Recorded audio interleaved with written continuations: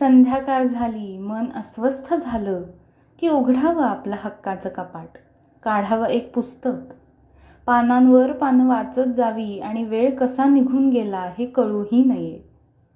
बाहेर दुपारचं रणरणतं ऊन असावं.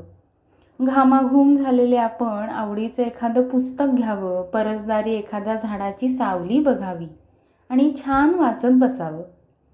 शरीराबरोबर मन कधी शांत झालं हे कळूही नये. आपण कितीही पसारे करणारे असलो तरी आपलं ते पुस्तकाचं कपाट मात्र नेटकं, स्वच्छ आणि धुळीचं नामोनिशाण नसणारं असावं. माझ्या कपाटात पुरातन, नवीन, प्रत्येक प्रकाराची आणि माझ्या आवडत्या तर काही नावडत्या लेखकांची सुद्धा पुस्तकं आहेत. मला नेहमीच तो माझा खजिना वाटतो. जेवढा गोळा करेन तेवढा वाढतच जाईल. मी आजही रंजक कथा, परीकथा, राक्षसांच्या गोष्टी वाचते अगदी आवडीने. खूप मिळतं त्यातून. पुस्तकांवर बोलायचं झालं, लिहायचं झालं तर किती पुस्तकं भरतील नाही का? आजच्या पुस्तक दिनी एक निश्चय करू.